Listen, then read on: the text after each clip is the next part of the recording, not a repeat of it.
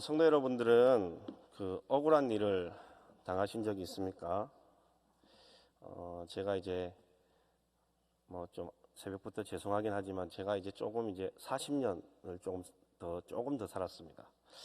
그러면서 아직 이제 잊혀지지 않는 이제 억울한 일이 한 가지가 있는데요. 그게 벌써 이제 제가 9살 때니까 벌써 뭐 30년이 훌쩍 지난 일입니다. 근데도 아직 제 기억에 너무 생생해요. 너무 억울해가지고. 그때 이제 9살 때 어떤 일이 있었냐면 저는 그때 이제 경주에 있었고 저희 부모님은 이제 부산에 있었어요. 근데 이제 저는 이제 경주에 사는 게 너무 재밌어가지고 제가 그때 경주를 막 주름 잡고 다녔었거든요.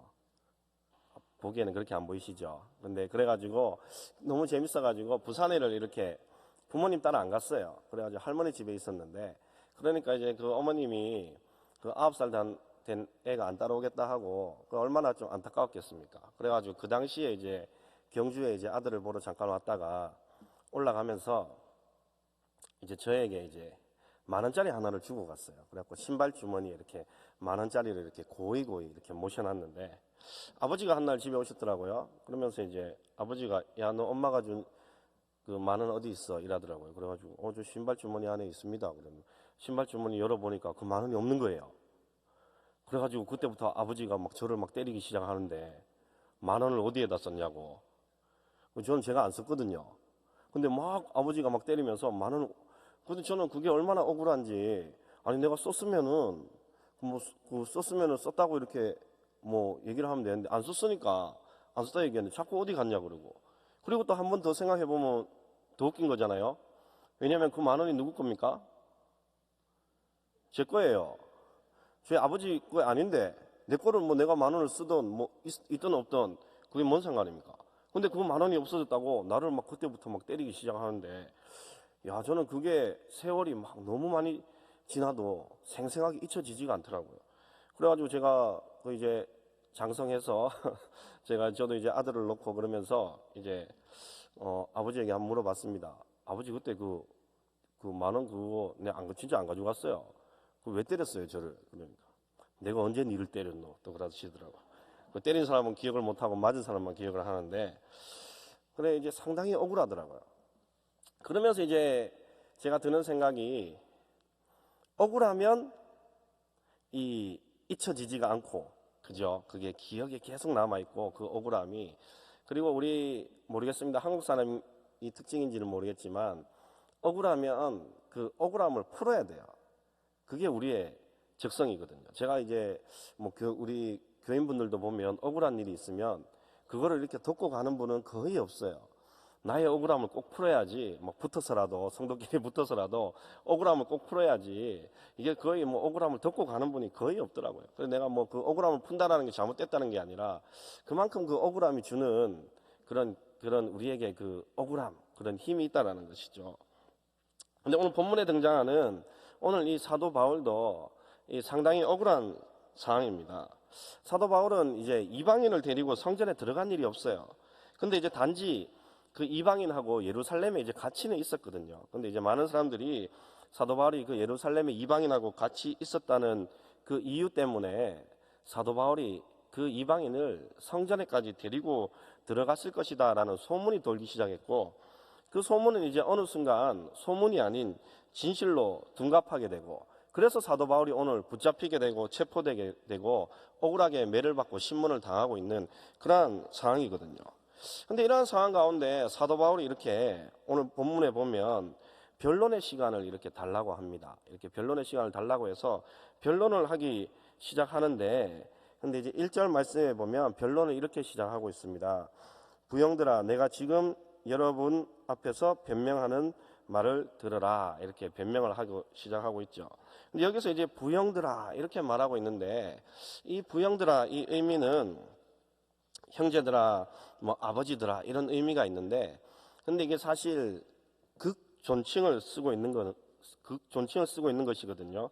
그러니까 존경의 의미를 담아서 이렇게 첫 변론을 시작하고 있는 거예요.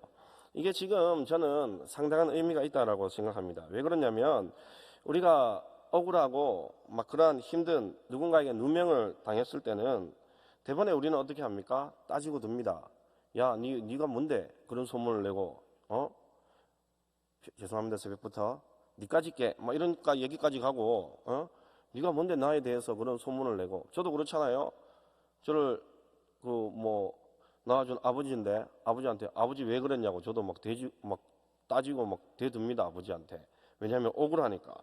대부분 사람들이 억울하면 흥분하고 막 그렇게 따지고 드는데, 그러나 사도 바울은 그렇게 하지 않고 극 존칭을 쓰는 것입니다. 상대방에 대하여서 존경과 사랑의 의미를 담아서 바로 부형들아 이렇게 얘기하고 있다는 것이죠. 사랑하는 성도 여러분, 사도 바울이 오늘 왜 이렇게 얘기했을까요? 그 이유는 바로 유대인들이 본인의 그 아픈 손가락이기도 하고 전도 대상자이기 때문에 그렇다라는 것입니다. 사랑하는 성도 여러분, 우리가 만나는 모든 사람들은 전도 대상자입니다. 그래서 우리는 누구를 만나든지 간에 이 사람 하루 한 번 만나고 내가 더 이상 안 만날 건데 이런 식으로 우리가 그 만남을 그냥 넘겨버리는 것이 아니라, 우리가 만나는 모든 사람은 전도 대상자이기 때문에 항상 우리는 존경의 의미와 그 좋은 의미를 담아서 그런 사람들을 대해야 된다는 것이죠. 그러면서 이 본문을 보면서, 이 상황들을 보면서 성도 여러분들이 반드시 기억해야 될 것이 있습니다. 그것이 무엇이냐면, 성도는 성도의 억울함을 푸는 사람이 아닙니다. 여러분들이 억울한 일을 당했다 해서 여러분들의 억울함을 푸는 그런 사람이 아니라는 것이죠. 거기에 에너지를 소모해서는 안 된다는 것입니다. 그럼 여러분들은 누구의 억울함을 풀어야 됩니까? 우리는 예수님의 억울함을 푸는 사람이 되어야 한다는 것입니다. 이건 너무나 중요한 말입니다. 사랑하는 성도 여러분, 우리가 억울한 일을 당하면 그 누명을 벗으려고, 나의 억울한 일을 풀려고 상당히 많이 노력하는데, 그래서 상대방을 좀 깎아내리고 낮추기까지 하는데, 그러나 우리는 다시 한번 기억해야 될 것은, 우리는 성도의 억울함, 내 자신의 억울함을 푸는 사람이 아니라 예수님의 억울함을 풀어드리는 사람이 되어야 될 줄로 믿습니다. 그렇다면 이게 세상의 방식과 다르잖아요. 세상 사람들은 내 억울함을 풀려고 하는데, 그렇다면 그리스도인들은 어떻게 나의 억울함이 아닌 예수님의 그 억울함을 풀어드리는 그런 삶에 살아갈 수 있을까? 그 이유가 있어야 하잖아요. 그 이유가 무엇이냐면, 오늘 이 본문에 보시면 사도 바울은 바로 예수님을 만났기 때문에 그렇다라는 것입니다. 사랑하는 성도 여러분, 오늘 이 새벽에 예수님을 만나시기를 축복합니다. 예수님을 만나는 사람은 이제 그 본인의 억울함을 푸는 그러한 삶을 사는 것이 아니라 바로 예수님의 억울함을 풀어드리는 그런 사람이 된다라는 것이죠. 그래서 성도 여러분들도 오늘 예수님을 만나서 이제는 나의 억울함이 아닌 예수님의 억울함을 풀어드리는 그러한 성도님들 되시기를 축복합니다.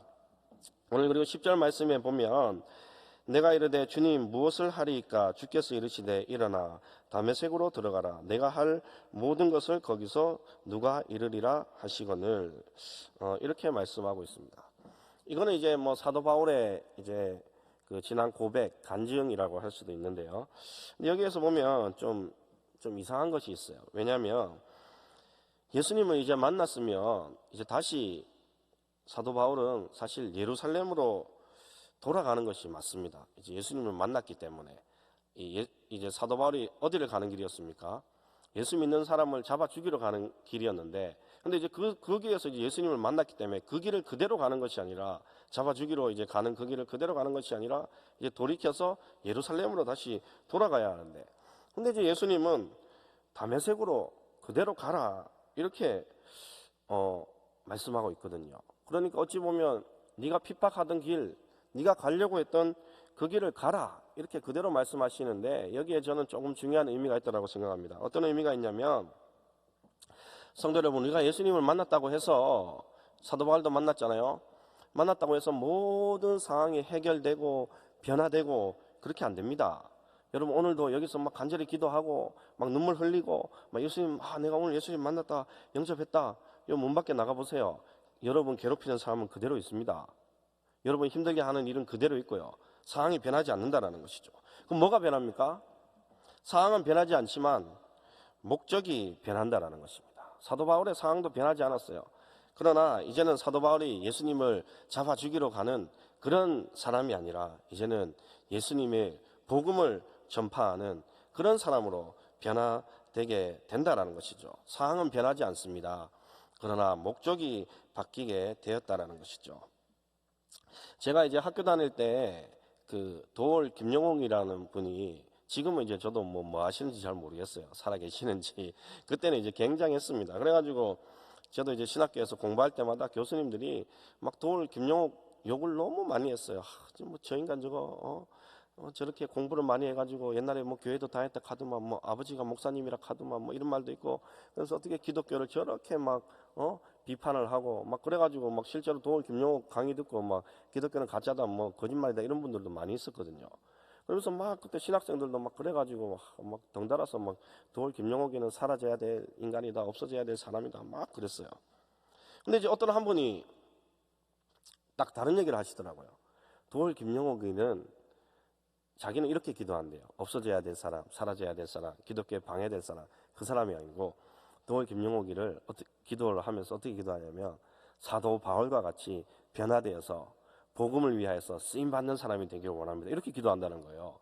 그러면 정말 사도 바울과 같이 정말 얼마나 큰 이 파급 효과가 있겠냐, 그렇게 하면서 그렇게 기도를 한다는 거예요. 우리랑 이 시각이 다르잖아요. 시각이. 사랑하는 성도 여러분, 여러분들은 지금 여러분들이 힘들게 하는 일, 또 여러분들을 어렵게 하는 사람, 힘들게 하는 사람을 지금 어떤 시각으로 바라보고 있습니까? 하나님 저 사람 치워주시옵소서. 저 사람 내 눈에서 사라지게 하여 주시옵소서. 하나님 저 사람 두 번 다시 내 눈에 띄지 않게 하여 주시옵소서. 이렇게 기도하고 있습니까? 어떻게 기도하고 있습니까? 오늘 사도 바울의 그 간증, 여러 가지 상황들을 대입해서 본다면 사도 바울은 본인의 억울함을 푸는 게 아니고 예수님의 억울함을 풀었고, 그리고 또한 사도 바울은 이제 모든 상황들이 변화된 게 아니지만 시각, 목적이 바뀌게 되었습니다. 그 이유는 예수님을 만났기 때문에. 성도 여러분들도 예수님 만났습니까? 예수님 만났으면 오늘 하루는 예수님의 억울함을 풀어드리고 주변에 나를 힘들게 어렵게 하는 일들 여전히 변하지 않을 것입니다. 그대로 있을 것입니다. 그러나 그것을 바라보는 시각, 목적이 변화되어서 나를 힘들게 하고 어려운 사람을 위하여서 기도하고 그 사람이 변화되어서 정말 간증의 주인공이 되는 그러한 우리 성도님들 되시기를 간절히 축복합니다. 기도하겠습니다. 하나님 아버지, 은혜와 사랑을 감사합니다. 오늘 본문의 말씀처럼 우리가 인생을 살아가다 보면은 나의 억울함, 나의 힘듦, 나의 어려움, 이러한 것들만 보일 때가 많이 있습니다. 그러나 그러한 상황일수록 우리 성도는 나의 억울함을 푸는 것이 아니라 예수 그리스도의 억울함을 푸는 사람들임을 기억하게 하여 주시고, 오늘 하루도 예수님의 그런 억울함들을 풀어드리는 귀한 성도님들 될 수 있도록 축복하여 주시옵소서. 만나는 사람들마다 전도하게 하여 주시고 만나는 사람들마다 변화가 일어나게 하여 주셔서 하나님 아버지 간증의 모든 주인공들 될 수 있도록 하나님 은혜를 다하여 주시옵소서. 하나님 이 나라 이 민족을 불쌍히 여겨주시고 이 땅을 고쳐주시고 이 땅을 더럽게 하는 모든 죄악들이 떠나가는 역사가 있게 하여 주시고, 하나님 이 시대에 우리 포도원교회가 남다르고 특별하게 하나님께 쓰임받는 귀한 교회 될 수 있도록 축복하여 주시고, 사랑하는 담임 목사님 항상 영육간에 강건함으로 붙들어 주시옵소서. 하나님 아버지, 오늘도 이 새벽에 나올 때에 우리 사랑하는 성도님들을 귀한 예물을 하나님 앞에 드립니다. 이 예물을 드리는 손길마다 하나님 기억하여 주시고 간절한 기도의 소원을 담아서 드리는 손길 위에 하나님 은혜를 다하여 주셔서 하나님 오늘 이 새벽 가운데에 응답되어지는 역사가 있게 하여 주시고 이 예물이 사용되는 곳곳마다 하나님의 영광이 나타나고 하나님의 나라가 확장되어져 가는 역사가 있게 하여 주시옵소서. 감사를 드리며 이 모든 말씀 예수님의 이름으로 기도합니다. 아멘.